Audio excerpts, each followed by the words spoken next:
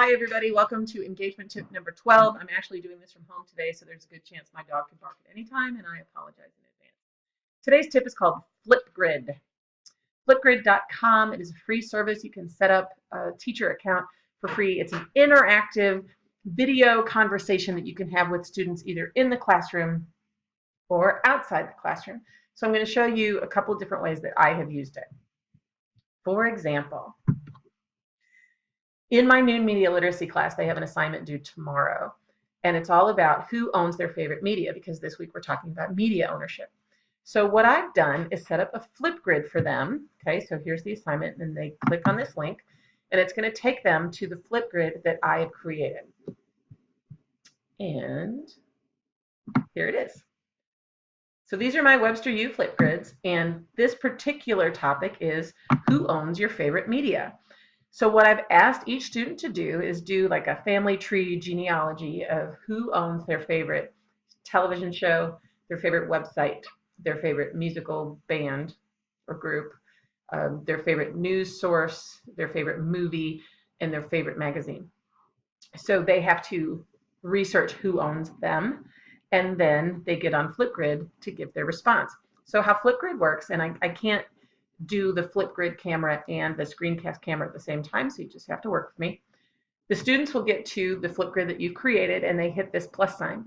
Then that activates their microphone and their camera, and they respond to the questions.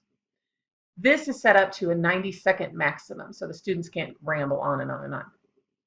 When they're done, they hit the stop button, and then Flipgrid takes a selfie of them, and then they can add stickers or words to their post. So you can see I've got a couple students that have already done the assignment due tomorrow, and they've added fun little things. What I did was go first to kind of show them how it works. Let's see if this will work. And I did this last week.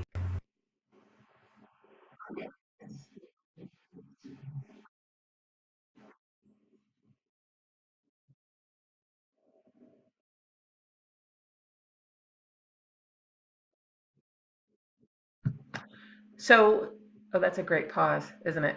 All right, so what I did was go first so they could kind of see how it works. Then we've also used Flipgrids in the classroom. Now this gets trickier because unless they have a laptop or a tablet with them, they have to download the app. Now the Flipgrid app is free, but if you want students to use their phones to respond to your Flipgrid, they need the app on their phones. So we have had conversations in class with Flipgrids. Now these Flipgrids are not public. Only people that have the link can see them. Okay, so only my class is going to be able to see these. I think this is a great tool for introverts in case they don't want to speak in front of a huge group. They can practice as many times as they want before they actually publish their Flipgrid response. Also, I've used Flipgrids in my online classes before as a way for the online students to introduce themselves to each other, because I mean, Canvas does have a similar feature, but it's kind of clunky.